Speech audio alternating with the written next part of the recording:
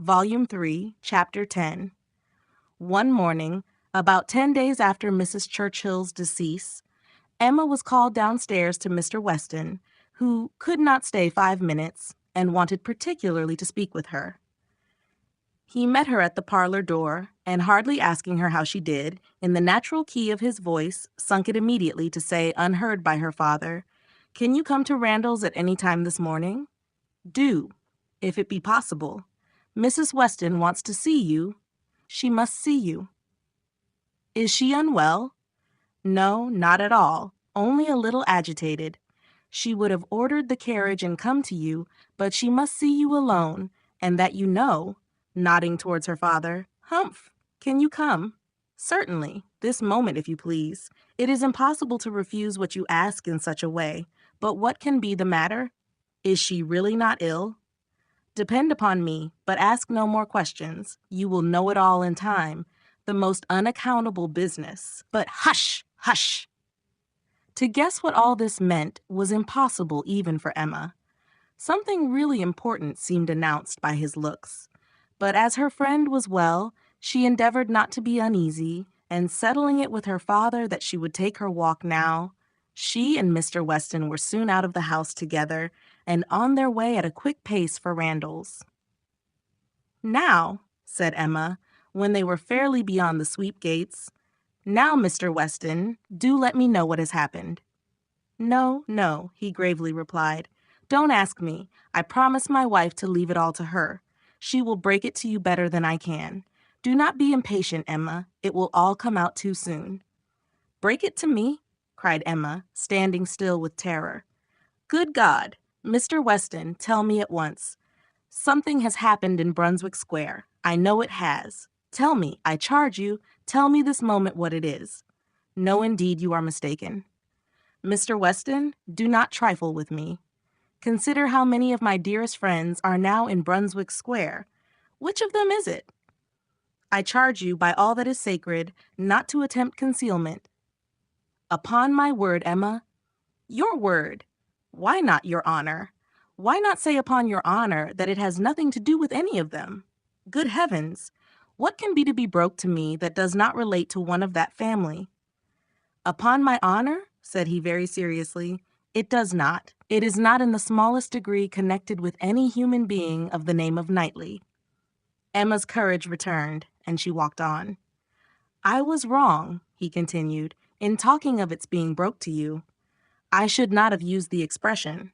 In fact, it does not concern you. It concerns only myself. That is, we hope." "Humph!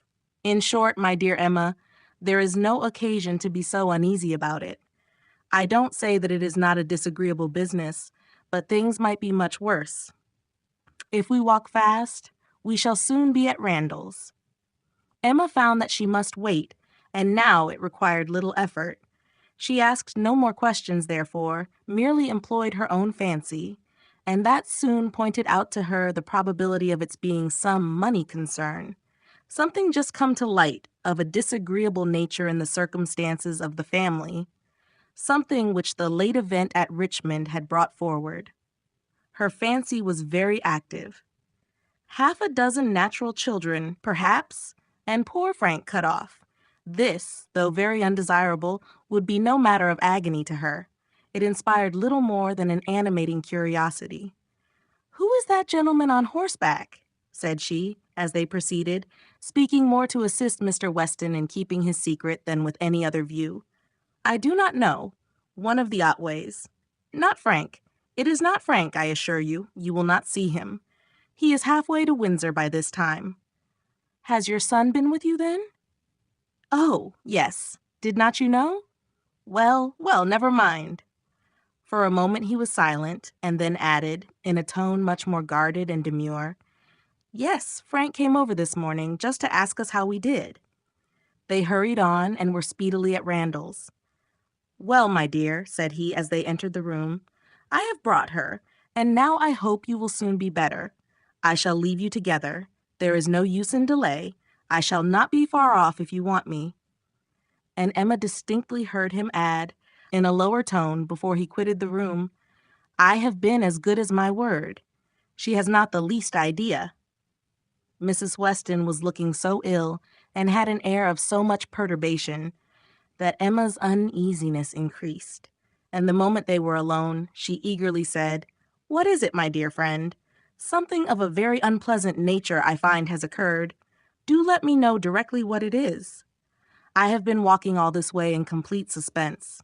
We both abhor suspense. Do not let mine continue longer.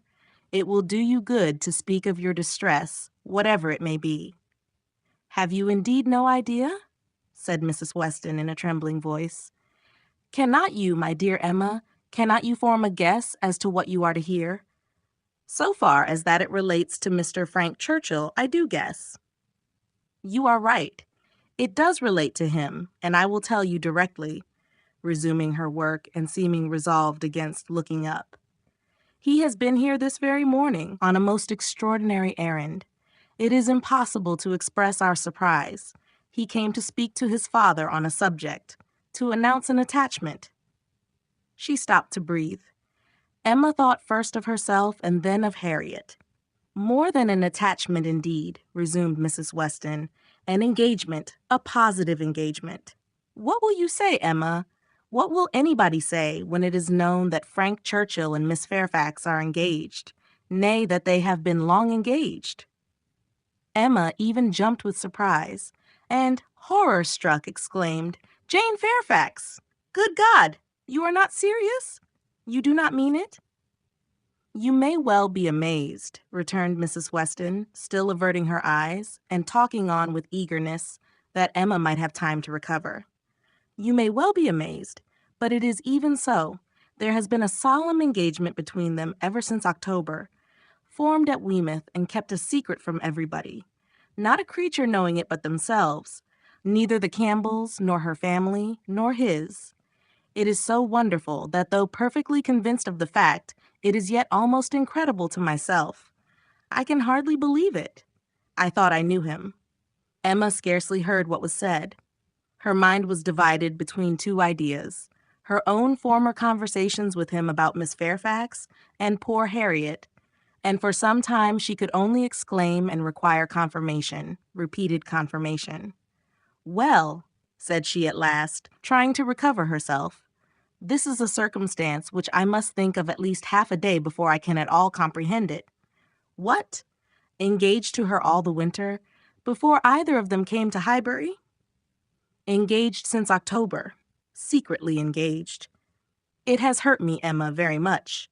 It has hurt his father equally. Some part of his conduct we cannot excuse." Emma pondered a moment and then replied, "I will not pretend not to understand you and to give you all the relief in my power. Be assured that no such effect has followed his attentions to me as you are apprehensive of." Mrs. Weston looked up, afraid to believe, but Emma's countenance was as steady as her words. "That you may have less difficulty in believing this boast of my present perfect indifference," she continued, "I will farther tell you that there was a period in the early part of our acquaintance when I did like him, when I was very much disposed to be attached to him, nay, was attached, and how it came to cease is perhaps the wonder. Fortunately, however, it did cease. I have really for some time past, for at least these 3 months, cared nothing about him. You may believe me, Mrs. Weston. This is the simple truth." Mrs. Weston kissed her with tears of joy, and, when she could find utterance, assured her that this protestation had done her more good than anything else in the world could do. "Mr. Weston will be almost as much relieved as myself," said she. "On this point we have been wretched. It was our darling wish that you might be attached to each other, and we were persuaded that it was so. Imagine what we have been feeling on your account. I have escaped, and that I should escape may be a matter of grateful wonder to you and myself. But this does not acquit him, Mrs. Weston, and I must say that I think him greatly to blame. What right had he to come among us with affection and faith engaged, and with manners so very disengaged? What right had he to endeavor to please, as he certainly did, to distinguish any one young woman with persevering attention as he certainly did, while he really belonged to another? How could he tell what mischief he might be doing? How could he tell that he might not be making me in love with him? Very wrong indeed. From something that he said, my dear Emma, I rather imagine. And how could she bear such behavior? Composure with a witness, to look on while repeated attentions were offering to another woman before her face and not resent it. That is a degree of placidity which I can neither comprehend nor respect. There were misunderstandings between them, Emma. He said so expressly. He had not time to enter into much explanation. He was here only a quarter of an hour, and in a state of agitation which did not allow the full use even of the time he could stay. But that there had been misunderstandings, he decidedly said. The present crisis, indeed, seemed to be brought on by them, and those misunderstandings might very possibly arise from the impropriety of his conduct. Impropriety! Oh, Mrs. Weston, it is too calm a censure. Much, much beyond impropriety. It has sunk him. I cannot say how it has sunk him, in my opinion. So unlike what a man should be. None of that upright integrity, that strict adherence to truth and principle, that disdain of trick and littleness which a man should display in every transaction of his life. Nay, dear Emma, now I must take his part, for though he has been wrong in this instance, I have known him long enough to answer for his having many, very many good qualities, and— Good God, cried Emma, not attending to her. Mrs. Smallridge, too. Jane actually on the point of going as governess. What could he mean by such horrible indelicacy? To suffer her to engage herself, to suffer her even to think of such a measure. He knew nothing about it, Emma. On this article I can fully acquit him. It was a private resolution of hers, not communicated to him, or, at least, not communicated in a way to carry conviction. Till yesterday, I know he said he was in the dark as to her plans. They burst on him, I do not know how, but by some letter or message, and it was the discovery of what she was doing, of this very project of hers, which determined him to come forward at once, own it all to his uncle, throw himself on his kindness, and, in short, put an end to the miserable state of concealment that had been carrying on so long. Emma began to listen better. I am to hear from him soon, continued Mrs. Weston. He told me at parting that he should soon write, and he spoke in a manner which seemed to promise me many particulars that could not be given now. Let us wait, therefore, for this letter. It may bring many extenuations. It may make many things intelligible and excusable which now are not to be understood. Don't let us be severe. Don't let us be in a hurry to condemn him. Let us have patience. I must love him. And now that I am satisfied on one point, the one material point, I am sincerely anxious for its all turning out well, and ready to hope that it may. They must both have suffered a great deal under such a system of secrecy and concealment. His sufferings, replied Emma dryly, do not appear to have done him much harm. Well, and how did Mr. Churchill take it? Most favorably for his nephew. Gave his consent with scarcely a difficulty. Conceive what the events of a week have done in that family. While poor Mrs. Churchill lived, I suppose there could not have been a hope, a chance, a possibility, but scarcely are her remains at rest in the family vault, than her husband is persuaded to act exactly opposite to what she would have required.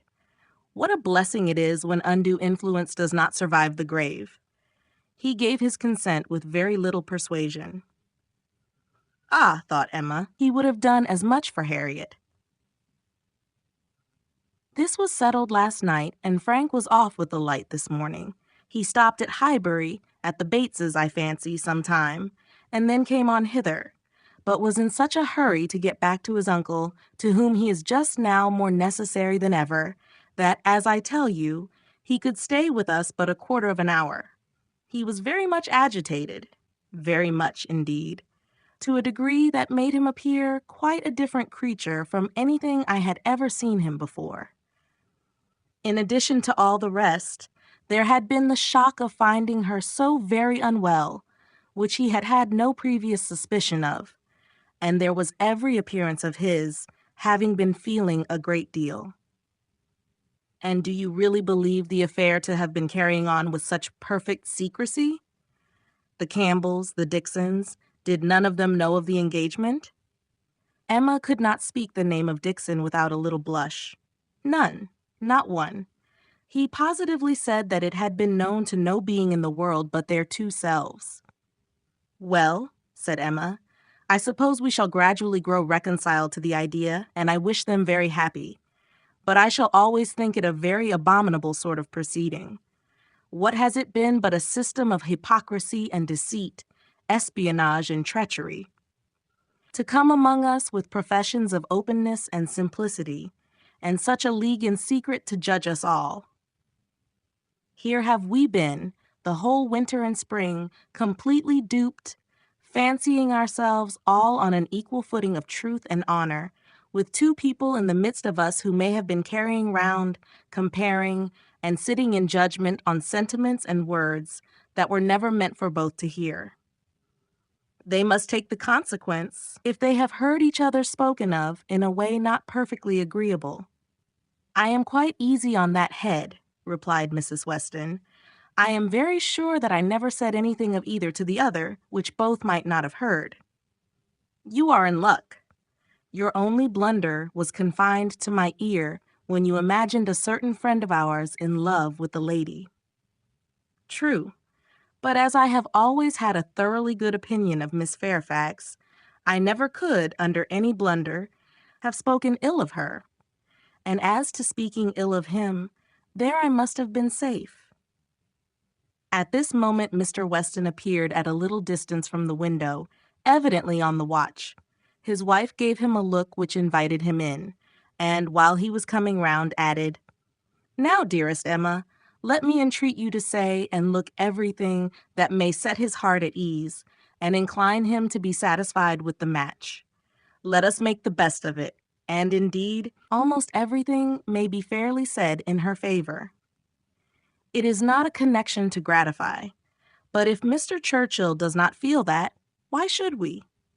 And it may be a very fortunate circumstance for him, for Frank, I mean, that he should have attached himself to a girl of such steadiness of character and good judgment as I have always given her credit for, and still am disposed to give her credit for, in spite of this one great deviation from the strict rule of right.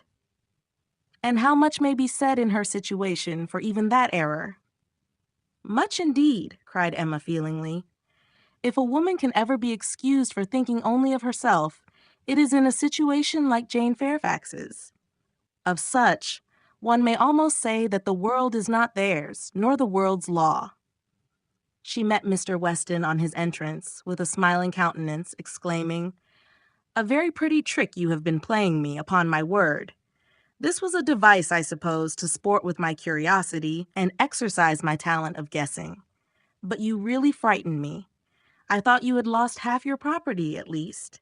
And here, instead of its being a matter of condolence, it turns out to be one of congratulation.